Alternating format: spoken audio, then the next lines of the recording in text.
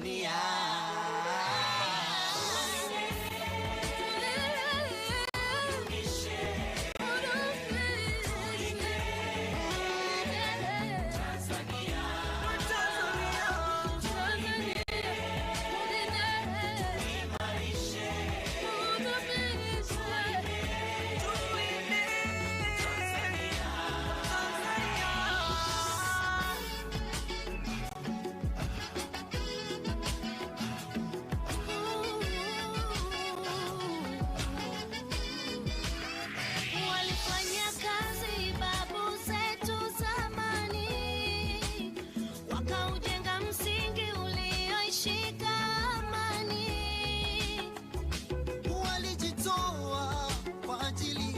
Watoto wao na sisi tulinde kwa ajili ya wajukuu zao. Walifanya kazi babu zetu wa zamani, wakaujenga msingi ulioshika amani. Elimu na letu wa Tanzania, basi umoja uzalendo zingatia, tusisikize maneno kuambiwa. Tushirikiane tusibaguane, sisi ni wamoja. Kudumu na hakika ni juu yetu. Wachache wanatuzingua, kutumia siasa kutusumbua. Tusiache kuwakumbusha umuhimu wa Tanzania. Mimi ni sehemu ya moja wetu. Kudumu na hakika ni juu yetu, yetu. Wachache wanatuzingua, kutumia siasa kutusumbua. Tusiache kuwakumbusha umuhimu wa Tanzania. Lugha moja, kabila 120. Hii ni hoja, utu, utamaduni na kujiamini. Hekima, busara, bahari ya juu vinahitajika kulinda muungano. Sisi wamoja, wikipitu. Familia moja, wikipitu. Sini baba moja, mama mbali mbali. Hivyo ni damu moja, shetani kaa mbali. Bendera moja la rangi mbali mbali. Shetani kaa mbali. Shetani kaa mbali.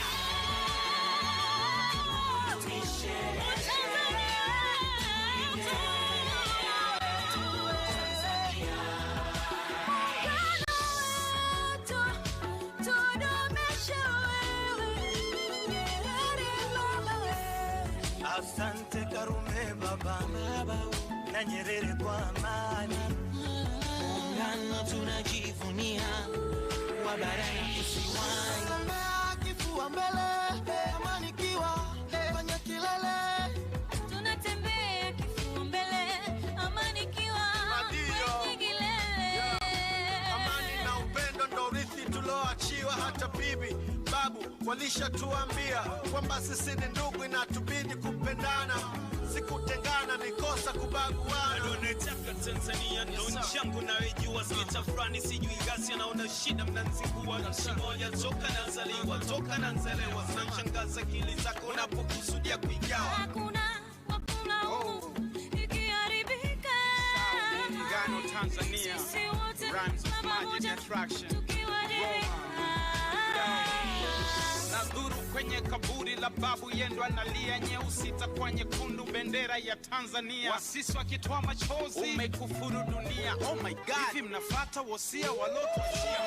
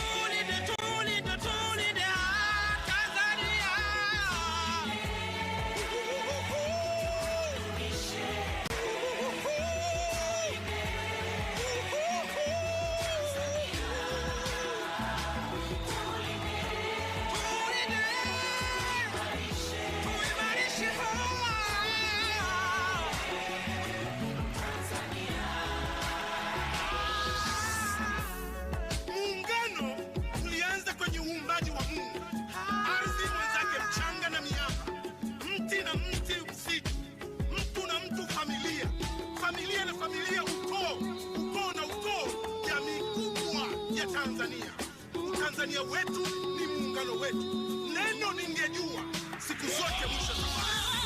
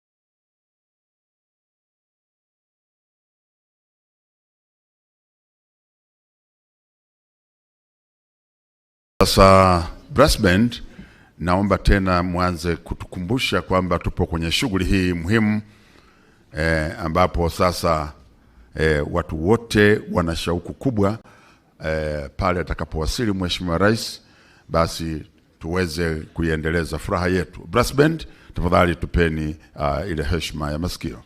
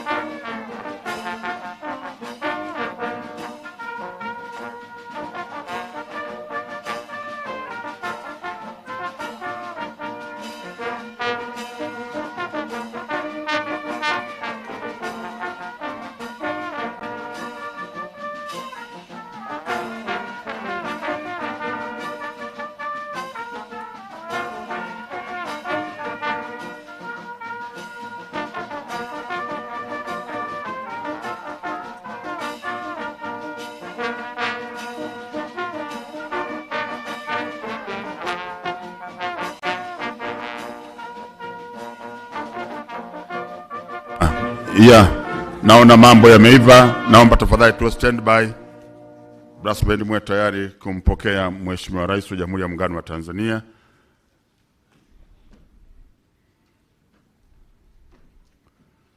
Mpe signal hapo. Naomba tusimame wote. Makofi mengi tumpokee Mheshimiwa Rais.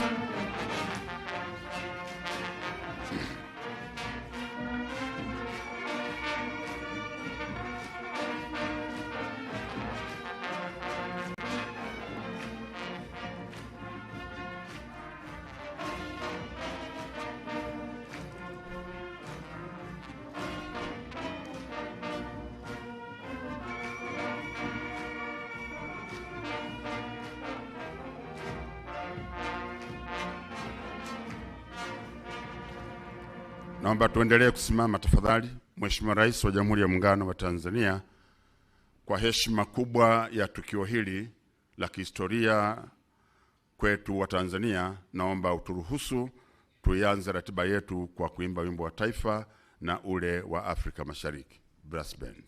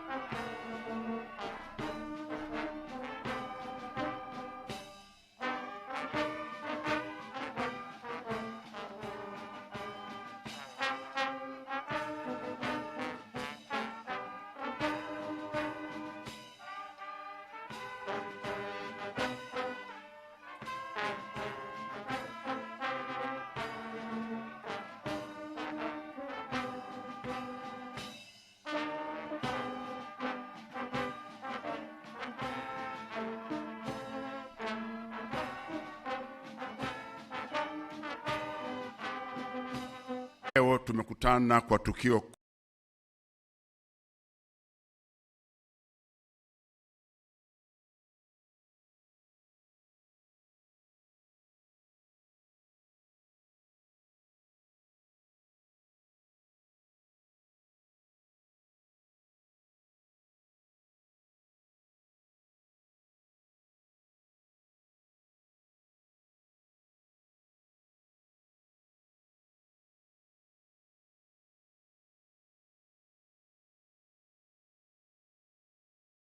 kubwa la waweze kutoa sala na dua. Na nianze na Sheikh Mustafa Rajab Shaban, Sheikh wetu wa mkoa, karibu sana kwa ajili ya kutoa dua.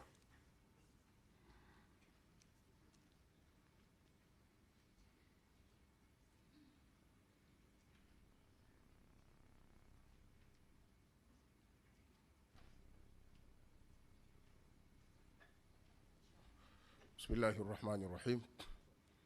Alhamdulillahi rabbil alamin wassalatu wassalamu ala rasulillahi sallallahu alaihi wasallam. Mwenyezi Mungu Mola wa haki, muumba mbingu na ardhi, sisi waja wako kwa unyenyekevu mkubwa, asubuhi ya leo tumekutanika mahala hapa katika kikao hiki muhimu kwa ajili ya maendeleo ya taifa letu la Jamhuri ya Muungano wa Tanzania. Mwenyezi Mungu Mola wa haki, tunakuomba kheri, tunakuomba baraka mwanzo wa tukio hili mpaka mwisho. Ibariki nchi yetu ya Jamhuri ya Muungano wa Tanzania. Mbariki Mheshimiwa Rais wetu wa Jamhuri ya Muungano wa Tanzania, mama yetu Dr. Samia Suluhu Hassan, aendelee kuleta maendeleo katika taifa hili la Jamhuri ya Muungano wa Tanzania. Wabariki viongozi wote, waandamizi na watendaji wote wa shughuli ya serikali yetu hii adhimu. Allahumma inna da'awnaka kama amartana. Mwenyezi Mungu, hakika sisi tunakuomba kama ulivyotuamuru tukuombe, na wewe utatujibu. Fastajib du'aana kama wa'tana, tukubalie na utuitikie maombi yetu, na yote tutakayoyafanya leo kama ulivyotuahidi. Mwenyezi Mungu, innaka la tukhliful mi'ad, hakika Mwenyezi Mungu uendi kinyume na ahadi zako unapoahidi. Na wewe ukitaka jambo ya Rabbal Alamin unasema kun fayakun, kuwa na linakuwa. Wa sallallahu ala sayyidina Muhammad wa ala alihi wa ashabihi wa sallim, walhamdulillahi rabbil alamin. Naomba tumshukuru kwa makofi kwa huduma hii nzuri. Mheshimiwa Rais wa Jamhuri ya Muungano wa Tanzania, naomba sasa nimkaribishe Baba Askofu Profesa Yohana Masinga, askofu mkuu, ili aweze kuja kutoa sala.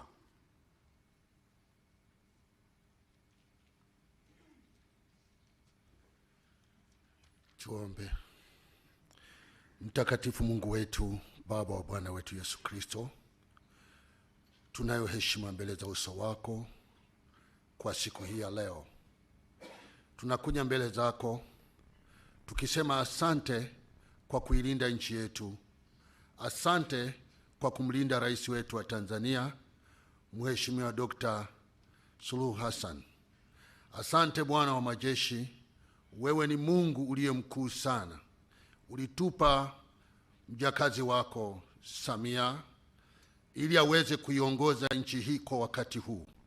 Ninaomba ulinzi kwa ajili yake.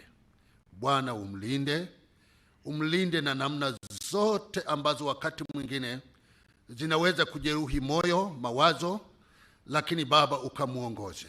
Linda taifa letu, na kwa tendo hili linalofanyika leo likawa ni tendo la baraka katika taifa. Ni katika jina la Bwana wetu Yesu Kristo.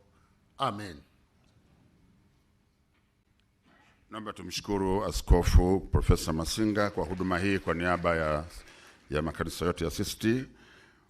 Mheshimiwa Rais, naomba ruhusa yako nimkaribishe Mheshimiwa Padre Rafael Maligite, katibu mkuu wa Jimbo Kuu Katoliki la Dodoma na mwakilishi wa Baraza la Maaskofu Tanzania.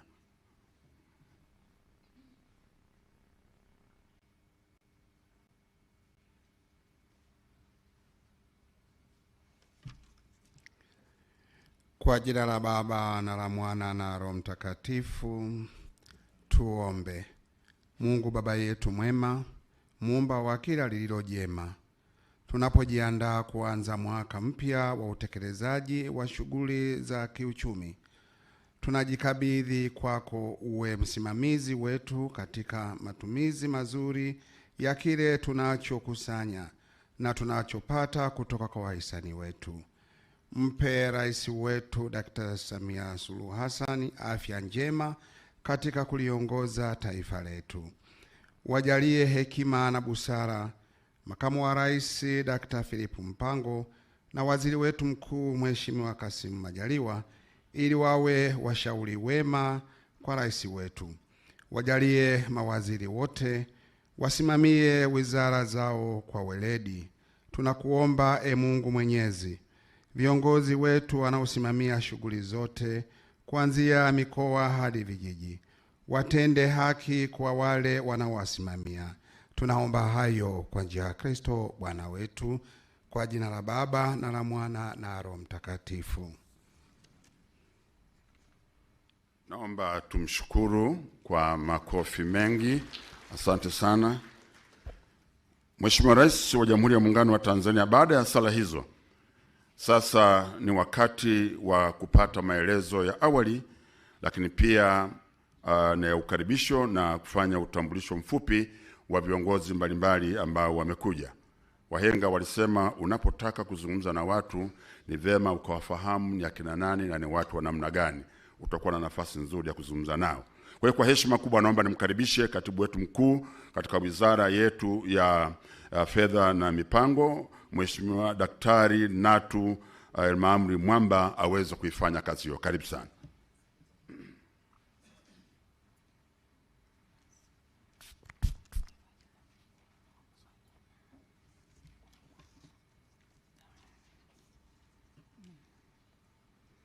Your Excellency Dr. Samia Suluhu Hassan, the President of the United Republic of Tanzania, before I continue with my welcoming remarks, allow me to introduce the guests who have joined us on this important occasion.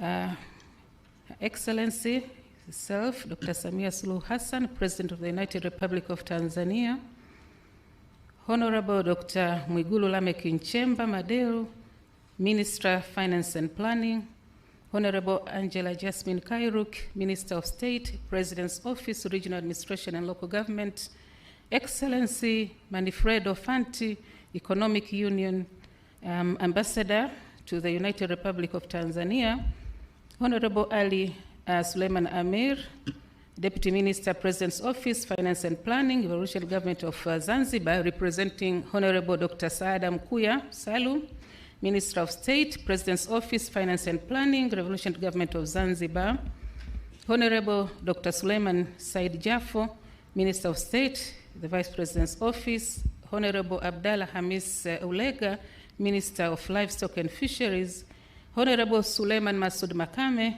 Minister, Blue Economy and Fisheries, Revolutionary Government of Zanzibar, Honorable Mary Masanja, Deputy Minister, Natural Resources and Tourism, representing Honorable Mohamed Mchengerwa, Minister, Natural Resources and Tourism. Honorable Fatma Rajab, Deputy Permanent Secretary, Ministry of Foreign Affairs and East African Cooperation, representing Honorable Dr. Stegomena Lawrence Tax, Minister of Foreign Affairs and East African Cooperation, Excellency Cedric Merel, EU Head of Cooperation to the United Republic of Tanzania, Honorable Rosemary Senyamule, Regional Commissioner Dodoma, Permanent Secretaries present from URT and RGZ, Deputy Permanent Secretaries present from URT, RGZ, Dodoma Regional Defense and Security Committee, heads of diplomatic missions and international organizations, Mr. Emmanuel Tutuba, Governor, Bank of Tanzania, head of public institutions presence, religious leaders, government officials from ministries, independent departments and agencies, regional secretariats and local government authorities from the United Republic of Tanzania and Revolutionary Government of Zanzibar, private sector and civil society representative. Na wasalimu kwa jina la Jamhuri ya Muungano wa Tanzania.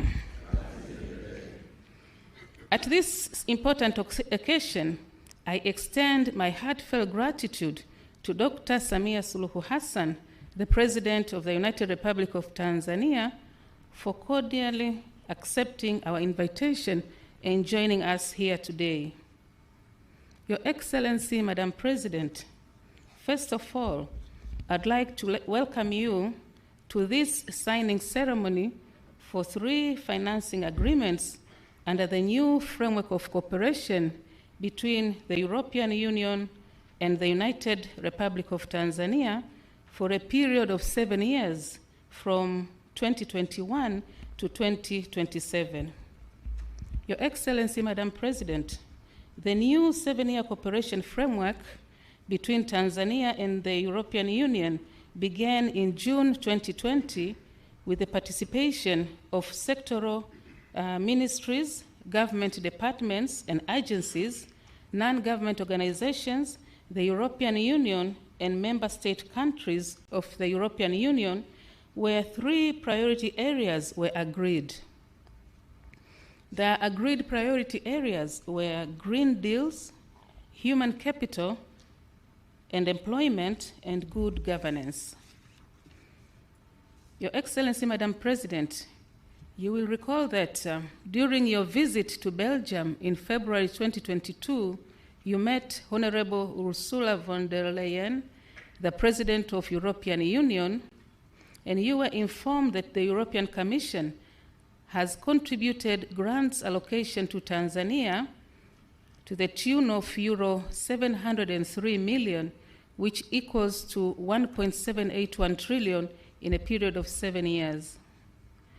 These funds have been directed to various projects in the country as per the priority areas of the new framework between Tanzania and the European Union. That is the Multi-Annual Indicative Program, MIP, for Tanzania. And this is for the period from 2021 to 2027, which is divided into 2 phases. The first phase has a total amount of euro 426 million, which equals to 1.07 trillion Tanzanian shillings, which is equivalent to 60%, and was planned to be committed for 4 years before the midterm review. The remaining amount, which is euro 277 million, equivalent to Tanzanian shillings 701.42 billion, will be committed after the midterm review. Your Excellency, Madam President, to date, the government, through the Ministry of Finance and Planning, has completed the formulation of 6 programs in a period of 2 years worth euro 394.35 million, which is equal to 998.57 billion Tanzanian shillings, equivalent to 56.1% of all funds allocated under the framework for the period of 7 years. The amount of 106 million euros, which is Tanzanian shillings 385.08 billion, has been allocated as a budget support aiming at enhancing public policy and regulatory reforms in respective sectors. These projects are implemented in 2 main approaches, which are budget support as a government preferred modality and direct to project funds through international organizations and civil society organizations in close collaboration with the European Union and sectorial ministries. Your Excellency, Madam President, the program which have been formulated to date under the MIP 2021-2027 are as follows. Number 1, gender transformative action in Tanzania with a value of euro 70 million, equivalent to 117.67 billion Tanzanian shillings, which is implemented by the Ministry of Community Development, Gender, Women, and Special Groups. The second one is Digital for Tanzania, an e-government support program with a value of euro 35 million, equivalent to 88.83 billion T shillings, implemented by the Ministry of Communication and Information Technology. The third one is Green and Smart Cities program with a value of euro 75 million, which is equivalent to 190.36 billion, implemented by the President's Office, Regional Administration and Local Government, TAMISEMI. The fourth one is Finance for Growth with a value of euro 63.35 million, equivalent to 160.79 billion Tanzanian shillings, implemented by the Ministry of Finance and Planning. The fifth one is Blue Economy for Job Creation and Climate Change Adaptation, with a value of euro 110 million, which is equivalent to 179.20 billion, implemented by the Office of the Vice President, Environment, the Ministry of Livestock and Fisheries, the Ministry of Natural Resources and Tourism, and the Ministry of Blue Economy and Fishery in Zanzibar. And the sixth one is Cooperation Facility, which is worth 6 million euros, equivalent to 15.23 billion Tanzanian shillings, implemented jointly by the Ministry of Finance and the European Union delegation in the United Republic of Tanzania. Your Excellency, Madam President, in terms of disbursement of the Budget Support Fund, as I speak, the government has received a total of euro 21 million, equivalent to 53.30 billion Tanzanian shillings, under the financial year 2021-2022. Also, for the financial year 2022-2023, the government has received euro 32.48 million, equivalent to 82.44 billion Tanzanian shillings. Furthermore, under the outgoing cooperation framework, the 11th European Development Fund, National Indicative Program 2014 to 2020, formerly known as the 11th EDF NIP, the government of Tanzania has received a total of euro 13.628 million, which is equivalent to 34.59 billion, and specifically targeted for improvement of rural roads in the Southern Highland regions, implemented by the Tanzanian Rural and Urban Road Agency, TARURA. Therefore, Madam President, this makes a total of euro 46.11, equivalent to 117.036 billion, received under the financial year 2022-23, of which will be announced today. Your Excellency, Madam President, another modality of implementation of aforementioned projects is direct to project funds through international organizations from EU member states and UN organization, also referred as complementary measures. Projects signed in 2019-2021-22 financial year are Gender Transformative Action, Green and Smart Cities, and Digital for Tanzania. European Union is in the final stages of signing contribution agreements on the implementation of projects through this modality.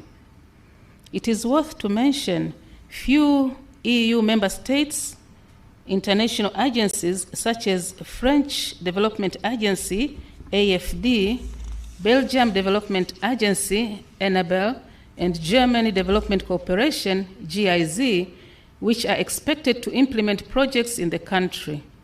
Some of the projects that will be implemented by these organizations include preparation of bankable projects in the city of Mwanza, Nyamagana, and Ilemela, and Tanga. The preliminary feasibility study has identified some possible bankable projects to be carried out in near future under blending finance. These include Tanga City Council, of which there is upgrading and rehabilitation of Mgandini Market, upgrading Kasera fish landing sites, and improvement of Mlango wa Chuma Market. In Ilemela Municipal Council, it will be refurbishing Mwaloni Market, upgrading fish landing sites, Old and New Igombe, and upgrading Buswela Market. In Mwanza City Council, it will be refurbishing Nyakato Abattoir, development of Buhongwa Market, and upgrading of Nyegezi Machinga Market.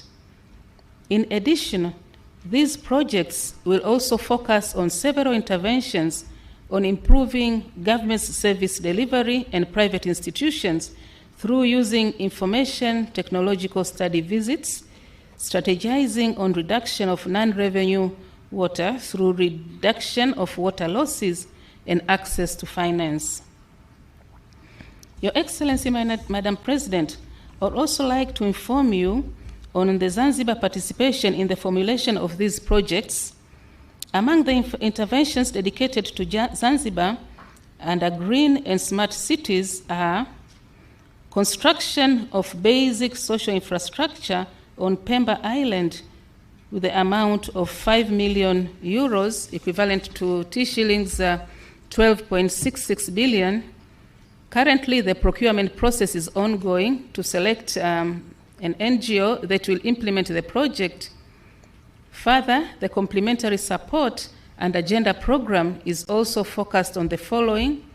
An amount of euro 4 million has been allocated to Zanzibar to address gender-based violence, in particular for women and children. This project is implemented by UN Women in collaboration with the Ministry of Gender in Zanzibar. An amount of euro 20 million has been allocated for Zanzibar and mainland to enhance women economic empowerment through productive social safety net programs implemented by TASAF and SIDA. An amount of euro 6 million is allocated to support financial institutions such as Impact Fund to contribute directly through local finance institution and also indirectly through the financial sector business environment to increase women access to finance, promoting green and digital opportunities. Other funds amount to euro 5 million has been allocated for enhancement of women participation in leadership and decision-making processes. These funds aim to promote equitable social norms, attitudes, and behavior, promoting gender equality and fostering at community and individual level. Under the new program of Blue Economy and Finance for Growth, an amount of euro 78 million and euro 33.35 million is allocated for complementary support respectively, where discussions are still ongoing on the interventions to be implemented in Tanzania mainland and Zanzibar. Your Excellency, Madam President, today we will sign 3 financing agreements for programs formulated in the year 2022. These are Blue Economy for Job Creation and Climate Change Adaptation, euro 110 million, Finance for Growth, euro 63.35 million, and Cooperation Facility, euro 6 million. These projects aim to improve the public finance ecosystem and booming blue economy sector in the country. In addition, as mentioned above, EU will today announce the funds disbursed for budget support. Your Excellency, Madam President, let me conclude by assuring you that the government will continue to work closely with the European Union to strengthen our historical and long-term cooperation ties. The strengthening of our cooperation with the European Union will continue stimulating development in various economic sectors and social services and provide employment and business opportunity for all parties. In addition, the government of the United Republic of Tanzania commits all measures to ensure successful implementation of the respective programs to achieve the intended benefits to the public. Madam President, I thank you for all your attention. Thank you very much.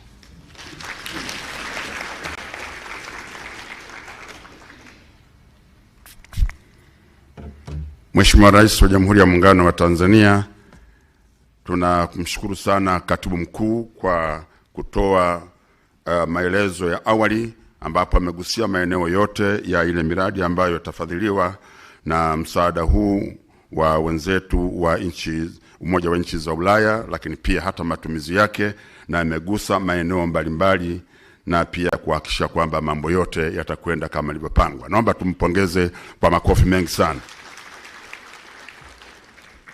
Mheshimiwa mgeni rasmi, naomba sasa kwa heshima kubwa nimwalike kiongozi wetu wa ujumbe huu wa nchi za Umoja wa nchi za Ulaya, Mheshimiwa Balozi Manfredo Fanti aje atoe maelezo. Your Excellency, may I now welcome His Excellency Ambassador Manfredo Fanti to come forward and deliver his remarks on behalf of the delegation. Manfredo Fanti, benvenuti tutti. Karibu sana. Karibu sana, hicho ni Kitaliano. Asante sana. This is very nice. Your Excellency, President Samia Suluhu Hassan, President of the United Republic of Tanzania, Honorable Minister Mwigulu Lameck Nchemba, Honorable Angela Yasmin Kairuki, Honorable Minister, Honorable Minister Selemani Jaffo, Honorable Representative Deputy Minister Suleiman Amir, Honorable Deputy Minister Mary Masanja, Honorable Abdallah Hamis Ulega, Honorable Suleiman Masoud Makame, and also Honorable Governor of the Central Bank Emmanuel Tutuba, and government officials, ladies and gentlemen, religious leaders and colleagues from the European Union. Habari za mchana. It is a great honor for me to celebrate the disbursement of 140 billion Tanzanian shillings grant to the national budget in the presence of Your Excellency and dignitaries. The disbursement of this budgetary support to the Treasury coffers indeed deserves such a symbolic communication event witnessing our close cooperation. This amount is part of the different EU grant budget support operations that we have put in place together with the government of Tanzania for the period 2021-2027, and which have a total budget of 637 billion Tanzanian shillings. There are different ways of contributing to the sustainable development of Tanzania. Some of them are very visible. If you directly finance a school or a hospital, there is a tangible infrastructure, and the proof of your contribution is really brick and mortar. But today, we are here about a different modality that we have agreed with the Tanzanian government, and as you said, this is the preferred modality by the Tanzanian government. And this is something that we have been working on together for years, and by contributing to the national budget and by aligning ourselves to the policies of the country, looking at its medium-term reforms.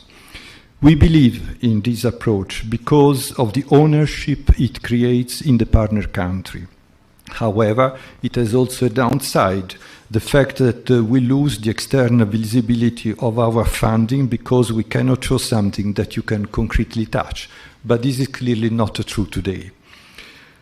The truth is that a combination of the two modalities is necessary, including also the development of private investment. With this idea in mind, the European Union has designed a new strategy that is called Global Gateway. Its aim is to contribute to infrastructures that can be transformative for the country in the fields of transport, energy, climate change, digitalization, education, and health. To catalyze such big investments, we intend to bring in public and private finance. This new offer was therefore developed with the EU member states, the European development banks, and the European private sector, all gathered under the single banner of Team Europe. A concrete example of the Global Gateway in Tanzania is the upcoming construction of the 88 megawatt Kakono hydropower plant in the Kagera region, worth 780 billion Tanzanian shillings and made possible by a grant of the European Union of 94 billion Tanzanian shillings. The deal was signed during the EU-Tanzania Business Forum in February this year. The EU is also prepared to partner with Tanzania in strengthening the port of Dar es Salaam as the East African global gateway. Together, we could aim to unblock the port's full potential, drive economic growth, and create a prosperous future for Tanzania and the entire East African region. Also, developing green urban mobility, including the implementation of the bus rapid transit system in Dar es Salaam and in other Tanzanian cities. We can enhance efficiency, reduce emissions, and provide accessible and reliable public transportation options for the Tanzanian citizens. Your Excellency, in that exact same spirit, we support your clear vision for economic reforms in Tanzania through raising foreign direct investments and creating conditions for private sector-led growth. The reforms your government has started have been noticed not only by the European government, but also by the private sector, which is showing a growing interest in Tanzania, and we are very happy about that. In order to contribute to these efforts, the European Union is making use of several financing tools. This is why we are using EU grants to leverage loans from European finance institutions, thus increasing viability and affordability of projects. This will be, for example, the case of the second phase of the water supply program in the city of Mwanza to start in the near future. We also provide financial guarantees to de-risk projects or line of credit with the same ambition of boosting investment. Credit lines announced during the business forum by the European Investment Bank to Tanzanian commercial banks for SMEs development, notably in the field of gender and blue economy, are examples of blending finance and guaranteeing loans, and that have already started contributing to the national agenda. Indeed, more than 50% of those funds are ready to be disbursed to these banks by the end of this month of July. More than 9,500 beneficiary SMEs have already been identified, signed contracts with the banks, and shall benefit from this funding, among which 3,500 are women-led. But these financial instruments are not the only ones in our array of tools. The budget support modality, object of our gathering today, obviously has a different objective, but we believe that the complementarity between support to the private sector and funding of the national policies may have a multiplying effect worth more than the sum of its components. The so-called budget support dialogue, one of which took place yesterday in these same premises, focuses more specifically on reforms in sectors like urban development, gender, digitalization, agriculture, finance, blue economy, and energy. These are indeed many, and in the future we might agree to focus on the most strategic ones to increase further delivery and impact. We hope that the EU grant contribution to Tanzania ambition can act as catalyzers in areas with the potential to bring in innovative growth opportunities.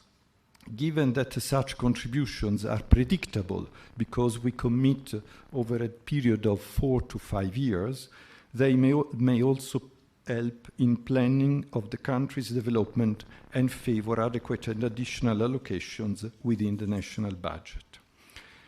Your Excellency, as a conclusion to my remarks, allow me to come to a topic that I know is very close to your heart, the gender agenda. I congratulate you on the reform drive in this field.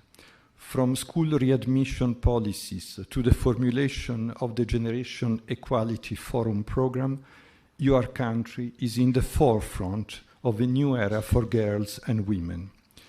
With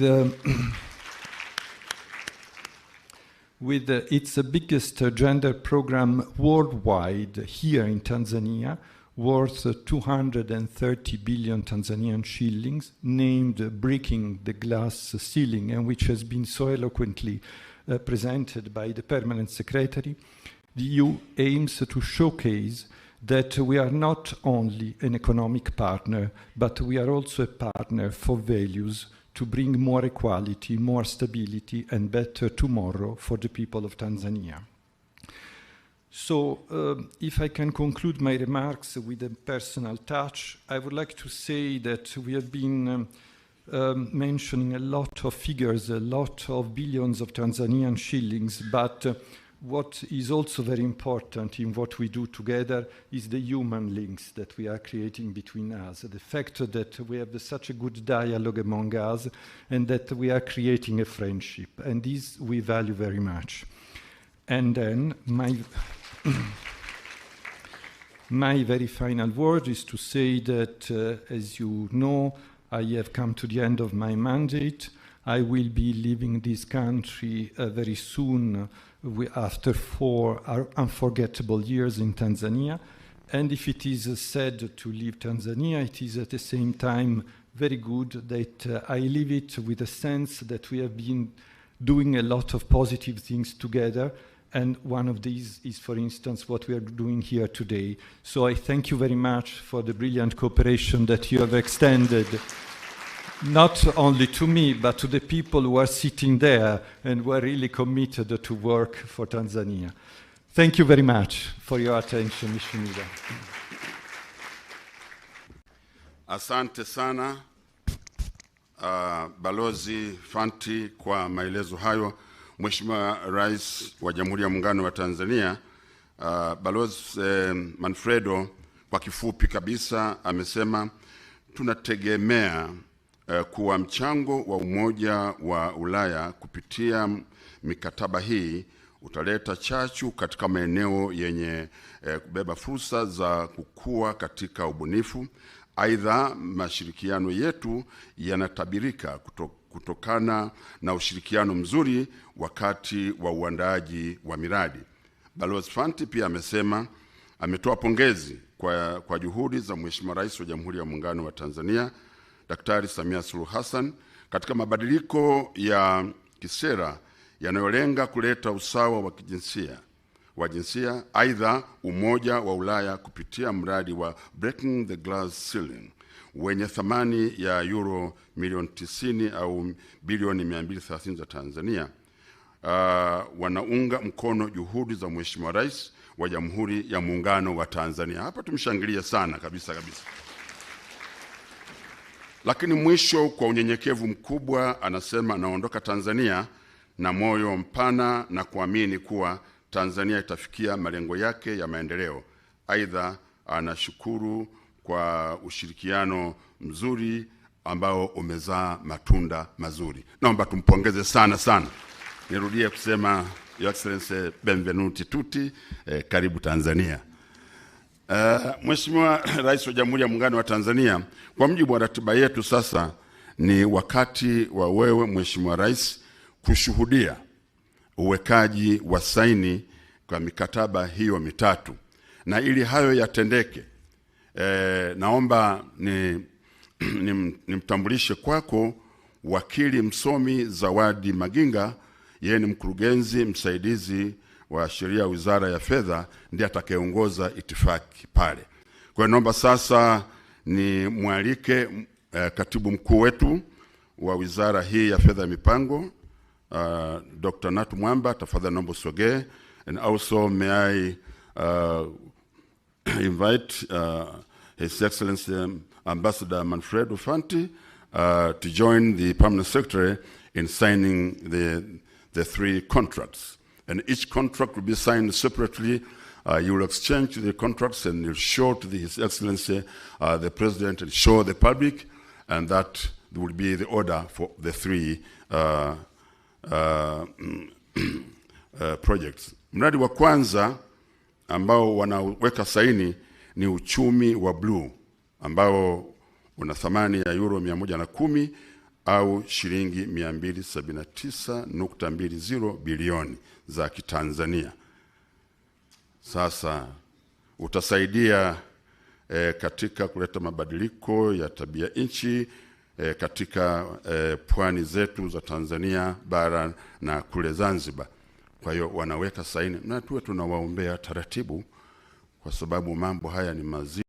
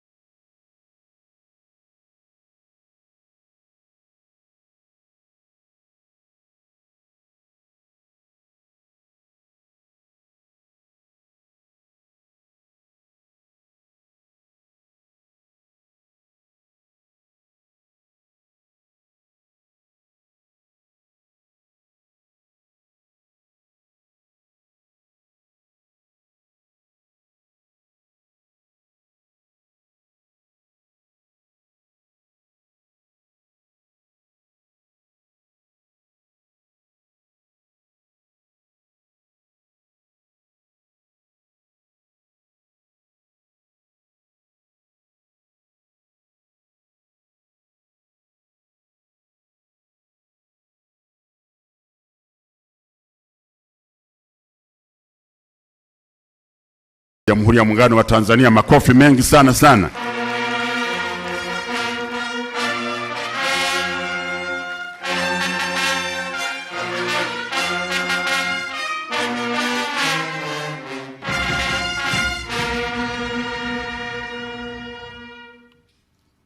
Naam, baada ya kazi hii nzuri, naomba tena tuwapongeze kwa makofi mengi kabisa kabisa. Maana kama Mheshimiwa Rais anapiga makofi, maana yake mambo yamefika mahali pake.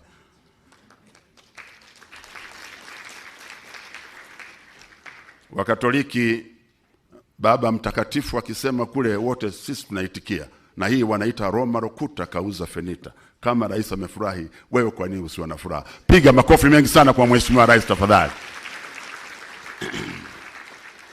Mheshimiwa Rais wa Jamhuri ya Muungano wa Tanzania na mgeni wetu rasmi kwenye shughuli hii, hatua inayofuata sasa ni kutangaza ule msaada wa kibajeti, na hivyo basi naomba tena uniruhusu nimwalike Mheshimiwa Balozi Manfredo aje hapa mbele aweze kutoa maelezo ya hii mpango huu mzima wa tangazo nataka kulitoa hapa. Your Excellency Ambassador Manfredo Fanti, I welcome you again to the podium to do what we do the announcement of the budget support funds disbursed by EU in the financial year 2022-2023 and handing over of the official documents to the government. Karibu sana. Naomba tumpigie tena makofi mengi na bila kufanya kazi hiyo.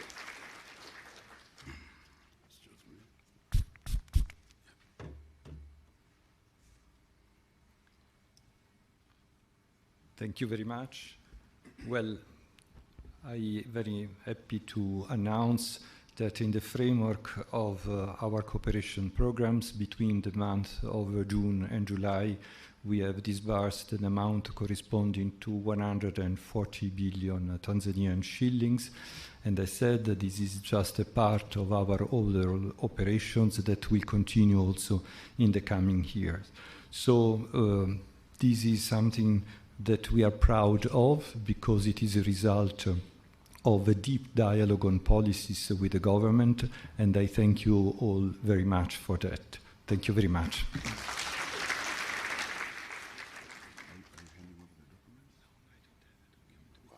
Yeah, basi anasema kwa kweli tamko hilo alilolitoa halitakiwi hata kuambatana na ushuhuda mwingine, kwa sababu tunaaminiana. Alichukueni kama ni jambo la kweli. Piga makofi mengi sana kwake. Na alikwisha mnong'oneza Mheshimiwa Rais wa Jamhuri ya Muungano wa Tanzania. Kwa mjibu wa ratiba yetu, napenda tu niseme Mheshimiwa Rais kwamba tukio hili limeshuhudiwa na wewe mwenyewe, lakini pia wamesikia wahusika ambao ni waziri wetu wa fedha na mipango, Mheshimiwa Daktari Mwigulu Lameck Nchemba Madelu mbunge, lakini pia na naibu waziri kutoka ofisi ya Rais, fedha na mipango kule Zanzibar, Mheshimiwa Ali Suleiman Amea. Naomba usimame tafadhali Rais akuone kwamba uko hapa kwa ajili ya tukio hili. Kwa hiyo kwa kuwatangaza hawa, manake wamekubaliana kabisa kwamba mzee ametamka lilo la kweli. Baada ya hapo, Mheshimiwa Rais wa Jamhuri ya Muungano wa Tanzania, ni shauku ya kila mmoja humu ndani, hata wa Tanzania na huko nje, wakusikilize ili ukitoa maneno, heshima yote na maelekezo kuhusu tukio hili adhimu ambalo ni la kihistoria, la kitaifa, la kimataifa, na linafanyika hapa kwenye ardhi hapa ya Dodoma kwa Mama Rosemary Senyamule, mkuu wetu wa mkoa, ambaye kila siku anasema Dodoma ni fahari ya Watanzania. Kwa naomba nimkaribishe sasa Mheshimiwa Waziri wa Fedha Daktari Mwigulu Lameck Nchemba Madelu mbunge aje atoe maelezo mafupi na kukaribishe uifanya kazi hiyo. Tumpe makofi mengi sana Mheshimiwa Waziri.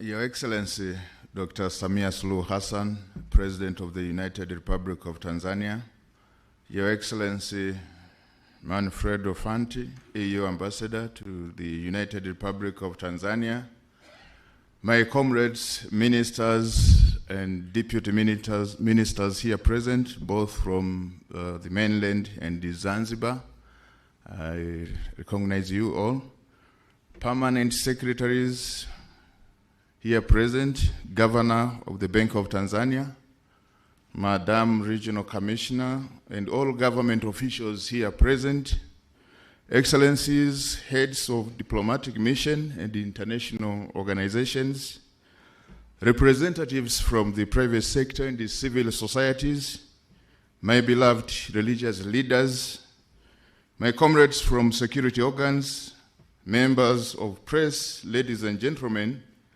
na wasalimu kwa jina la Jamhuri ya Muungano wa Tanzania.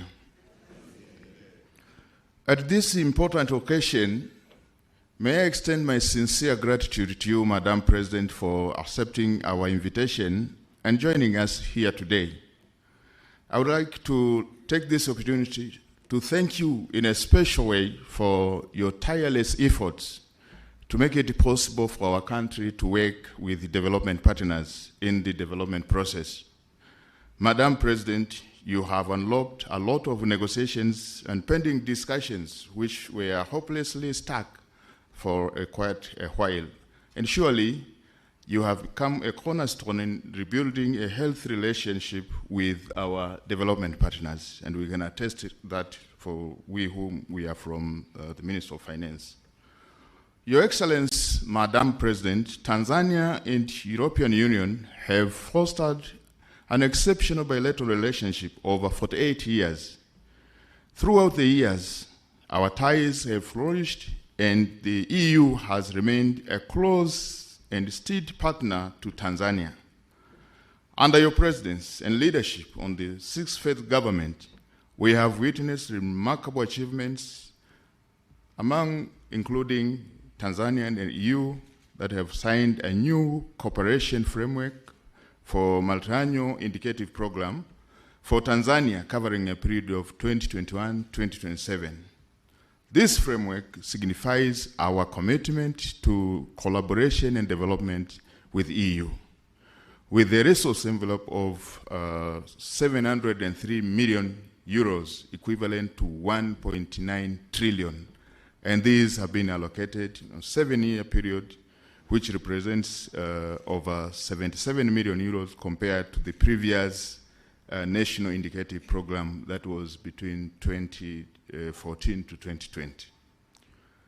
Madam President, during your tenure, we have also strengthened our relationship with European Investment Bank, which has been instrumental in financing development projects. Notably, we can mention the disbursement of $12 million out of $67.87 million for improvement of regional airports, which includes the Kigoma Airport, the Tabora Airport, Bukoba Airport, Sumbawanga, and Shinyanga airports. The disbursement of around 10 million euros for the Lake Victoria Water and Sanitation Program, bringing a concessional loan to a commitment of over 45 million euros to Tanzania. The reopening of opportunities for the European Investment Bank to support Tanzanian private sector, which has been your target every time, to the private sector, including commercial banks. The government has given a no objection to the European Investment Bank to advance soft loans to commercial banks, and this includes over 100 million to NMB, 150 million to CRDB, 20 million to KCB, and 7 million to EcoBank, and they are specifically directed to SMEs, women and youth. Your Excellency, Madam President, today again marks yet another significant milestone for our partnership as we witness the EU's commitment to supporting the implementation of the second year of a multi-annual indicative program for Tanzania. As you have witnessed the signing of the 3 programs, the Blue Economy, Finance for Growth, Cooperation Facility, which collectively valued at 179.3 million euros, equivalent to over 455 billion Tanzanian shillings. And these are going to support the budget together with the ongoing sector, private sector reforms, gender, digitalization, green and smart cities, blue economy, finance, and improvement of rural roads. And for my people who have been quiet for a while, let me say in Kiswahili, mama upewe maua yako. And without wasting time, it is now my honor to warmly welcome you, Madam President, the President of the United Republic of Tanzania, to address this esteemed gathering. Mheshimiwa Rais, kwa unyenyekevu mkubwa, karibu sana.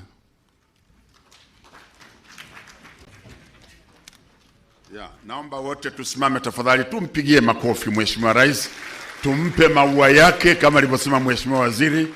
Ni heshima kubwa kabisa kabisa. Tanzania oye. Naomba tukae. Okay.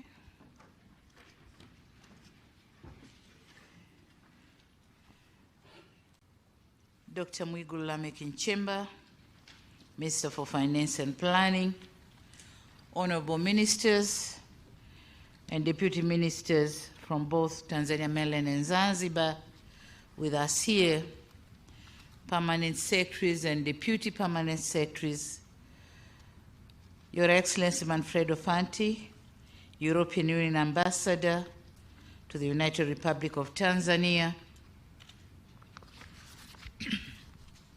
Excellencies, ambassadors from the European Union member states, Your Excellency Cedric Merel, EU Head of Cooperation to the United Republic of Tanzania, Governor of the Central Bank of Tanzania, Madam Rose Senyamule, Dodoma Regional Commissioner. I've seen some district commissioners here with us from the Dodoma region. Thank you for coming. I also acknowledge the presence of security organs from Dodoma region. Thank you for coming. Representatives from the private sector and civil society organizations, religious leaders, government officials, members of the press, invited guests, ladies and gentlemen.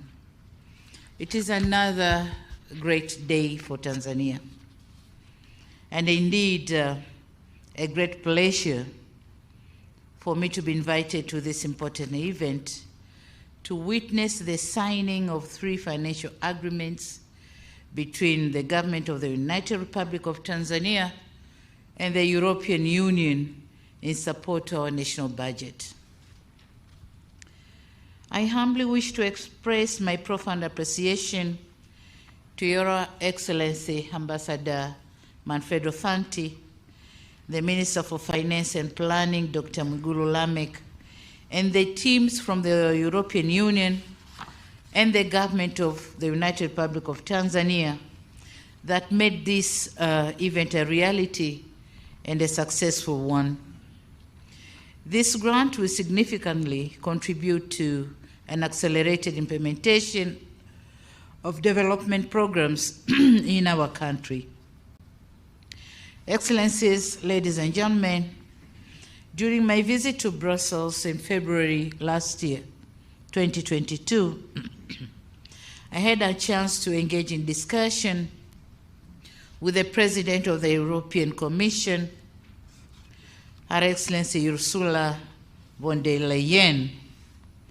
I'm delighted that one of the outcomes of that visit was the formulation of programs which have triggered this second disbursement of 46.11 million euro, following the first disbursement of 21 million euro dished out in June last year.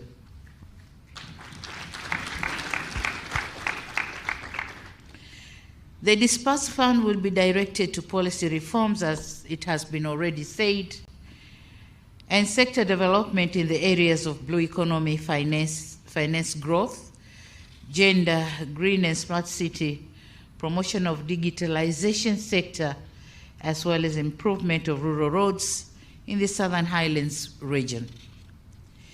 Your Excellency, Ambassador Manfredo Fanti, kindly convey our gratitude to Her Excellency Ursula von der Leyen for this big support. Excellencies, ladies and gentlemen, for decades, the European Union has been one of our strategic partners in development and an inspiration in our quest to pursue progress and prosperity for our people. This is testified by the amount of financial support that has been extended to Tanzania.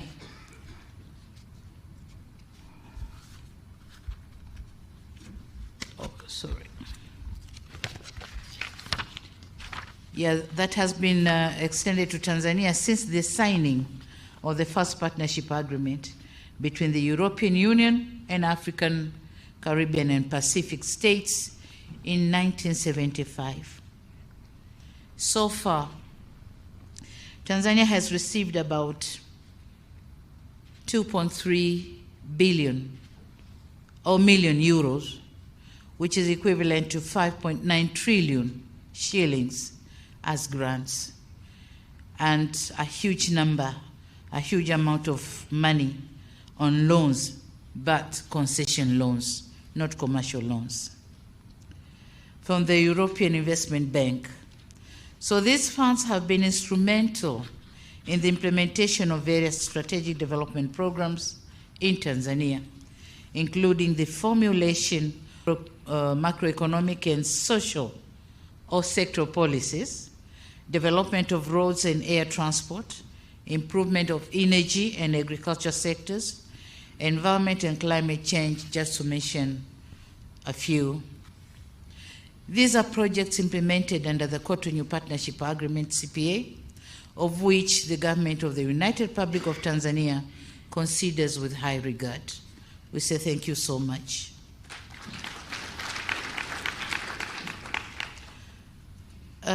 Ladies and gentlemen, we recently have witnessed the signing of 3 programs under EU-Tanzania Annual Action Plan 2022, and these programs include Blue Economy, and the amount of funds have been said, Finance for Growth, and Cooperation Facility, of which each one has certain amount of funds, a big chunk of funds actually. We have had the details of the programs during the remarks by the Permanent Secretary of the Ministry of Finance and Planning. I wish to take this opportunity to commend the commitment made by the EU as our key development partner to these programs and efforts made by both government experts and EU delegation that have culminated the signing of these agreements.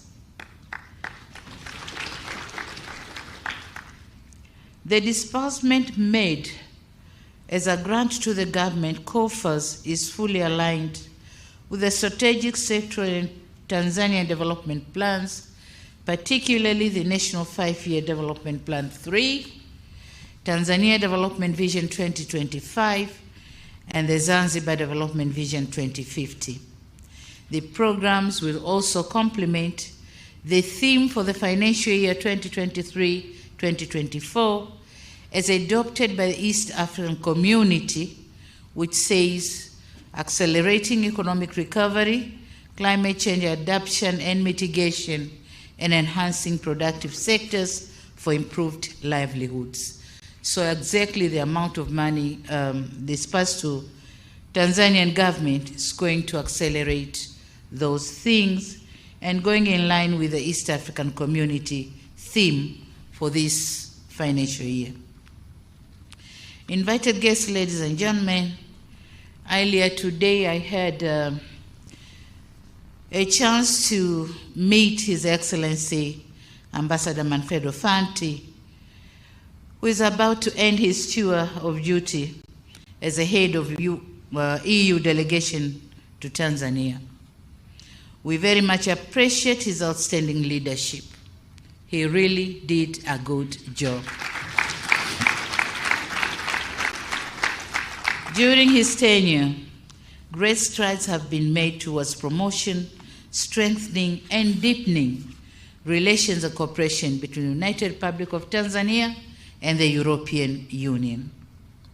It is also gratifying to note that during his tenure, the amount of trade between Tanzania and EU has nearly doubled from $1.3 billion in 2019 to $2.1 billion in 2022, accounting for about 10% of the total trade in 2022.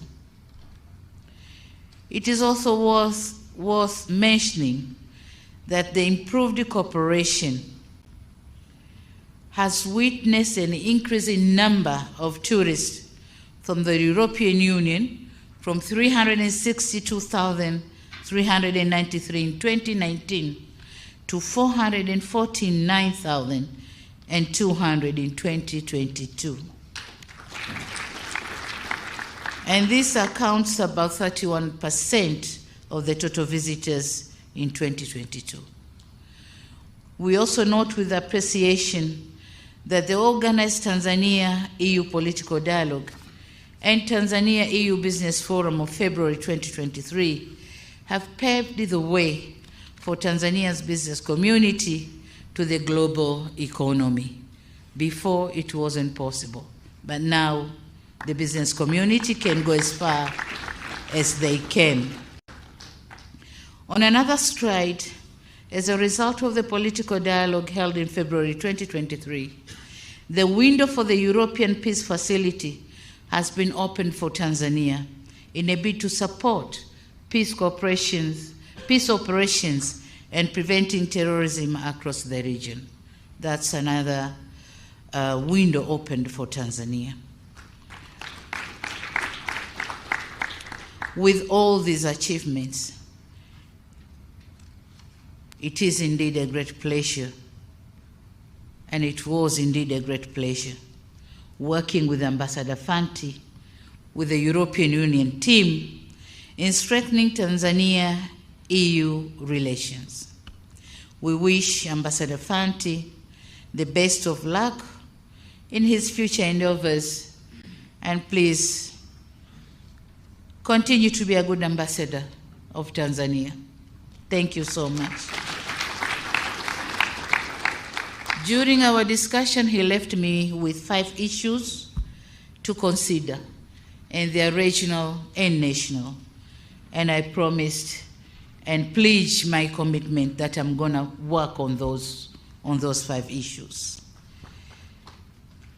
I also wish to let him go with my 3 requests.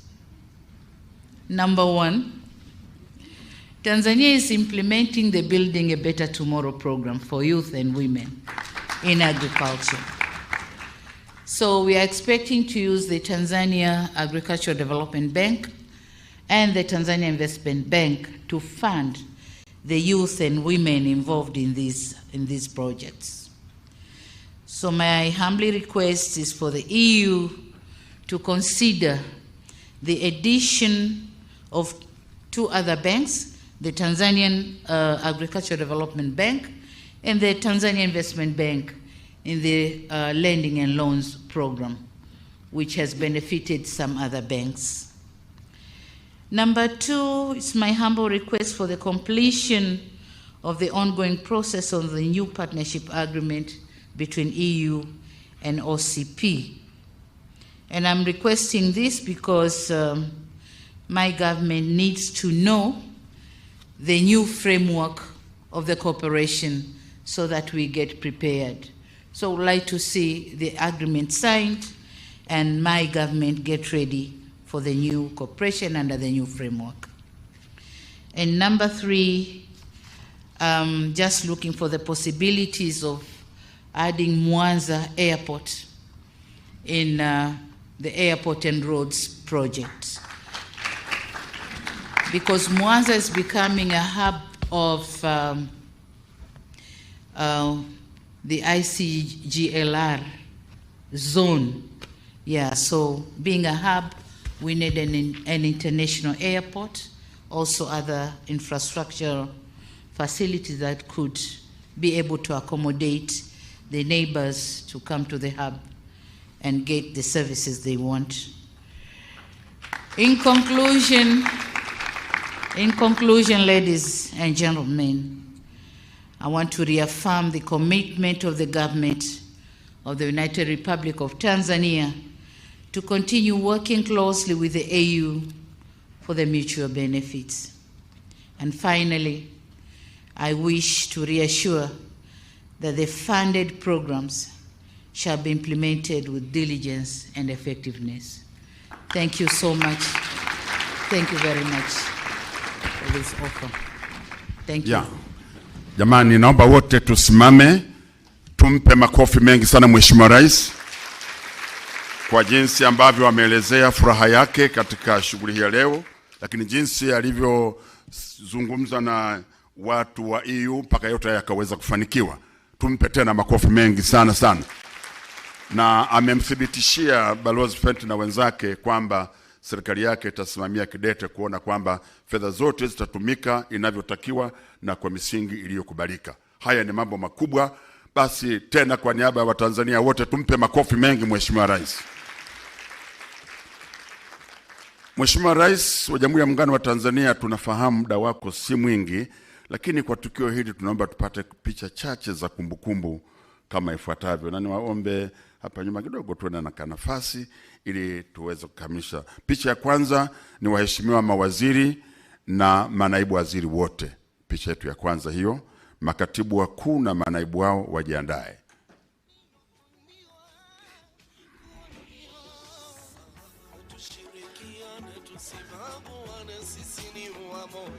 Hakuna mtu ana furaha leo pamoja na Mheshimiwa Rais, lakini Balozi Manfredo amefurahi sana kwamba mambo aliyoyasimamia kweli ameleta matunda. Mheshimiwa Mawaziri, basi naomba mtazame kamera, mfurahi kidogo kwa sababu hii jambo ni kubwa na linaingia kwenye historia. Naam. Naomba mtokee upande ule kule. Makatibu wakuu, karibuni. Na manaibu katibu wakuu.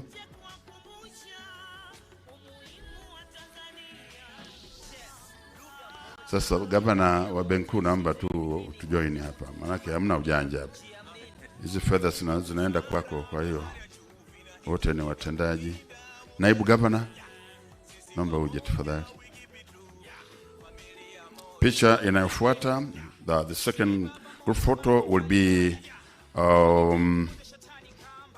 the EU delegation. Yes, after this group photo, then followed by the EU delegation. Yeah. Mheshimiwane kwa vimo tu jamani. Yeah. Asante sana. Urefu ni amri ya Mungu, ufupi amri ya Mungu, lakini labda tu unene ndio juhudi zako jikoni.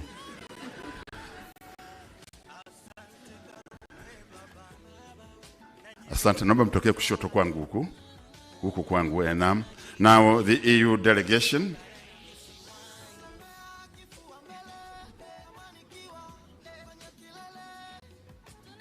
You're welcome.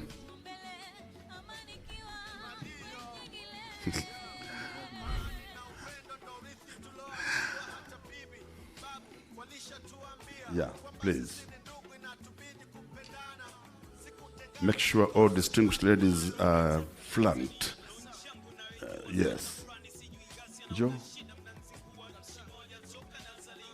That's very good. Now this is the EU delegation.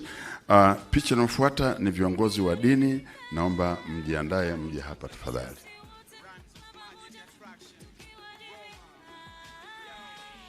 Asante sana. Thank you very much. Kindly take leave. Waheshimiwa viongozi wa dini.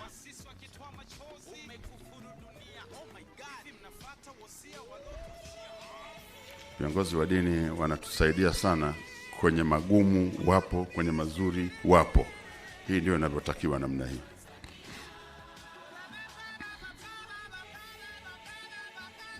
Sheikh naona umefurahi. Picha inayofuata ni wakuu wa taasisi za umma na wale viongozi wa civil societies.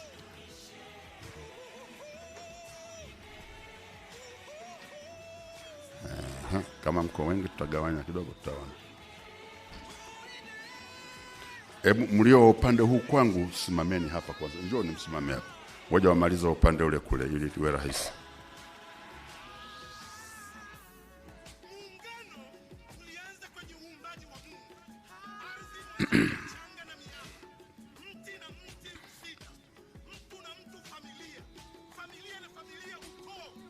Naomba sogea kidogo hapa Masu. Yeah. Sasa naomba mfurahi kwa mashirika mambo mazuri, halafu picha inaonekana mmekasirika, itu sio mzuri.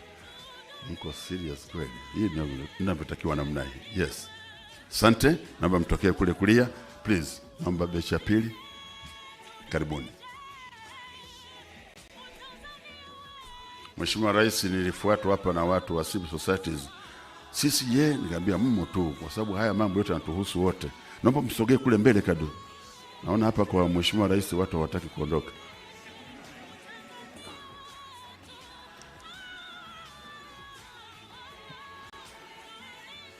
Ya, picha inayofuata. Asante, naomba tutokee kwangu huku. Picha inayofuata sasa Mheshimiwa Mkuu wa Mkoa, wakuu wa wilaya na kamati yako ya ulinzi na usalama, tafadhali.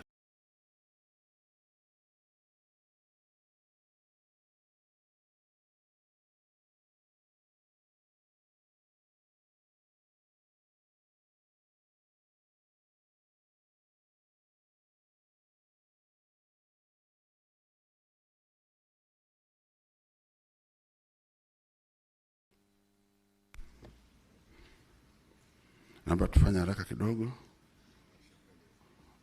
Naona Remedius Disiwa Kongwa na wangetamani wawe katikati kidogo, lakini ndio mkuu wa mkoa yuko hapa. Wewe mzee, mbona huko mfupi? Nenda kule mbele kabisa kule kwa askari pale uonekane na wewe. Furahini. Hawa ndio Dodoma ni fahari ya Watanzania. Asante sana. Shukrani. Uongozi wa Wizara ya Fedha na Mipango, the management. Karibuni. Hii naona ndio itakuwa picha ya mwisho kama sitaelekezwa vinginevyo.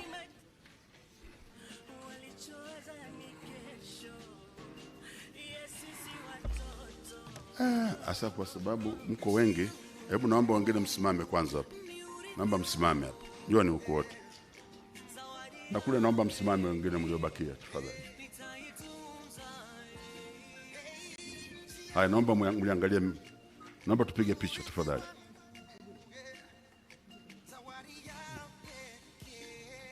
Asante.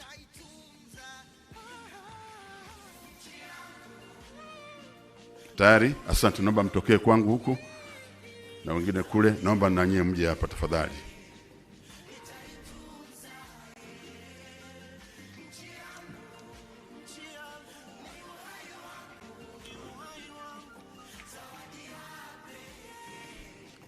Naomba tufanye haraka tafadhali. Ukikosa hii picha hutaipata tena picha kama hii.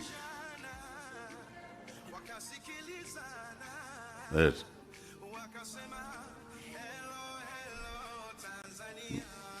Wakipesi.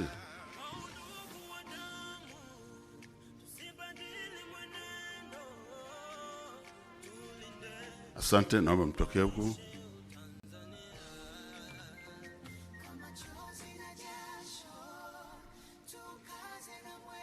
Wakipesi. Yeah. Hii inaonekana ni maalum. Hata watu wenyewe ni maalum. Kamati ya maandalizi, picha ya mwisho kabisa. Kamati ya maandalizi wote njoni hapa tafadhali. Hiyo ndio picha ya mwisho, sitarudia tena hapa hapa.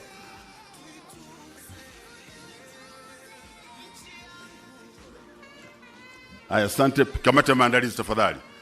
Mheshimiwa Rais, na mimi naomba hii niibie na mimi, maana sina picha nyingine.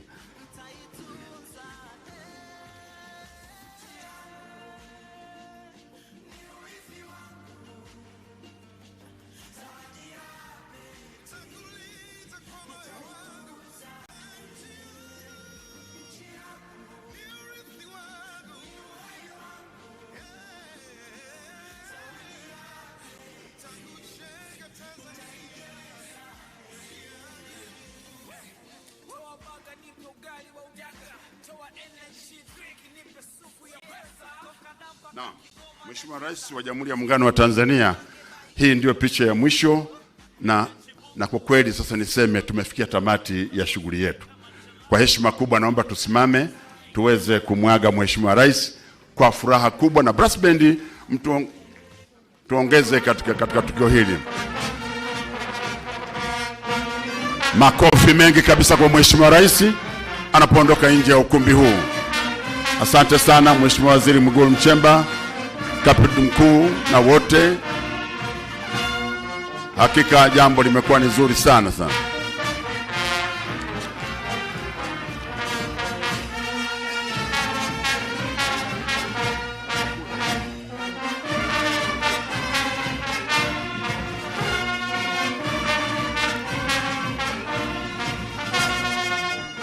Naomba tukae tafadhali.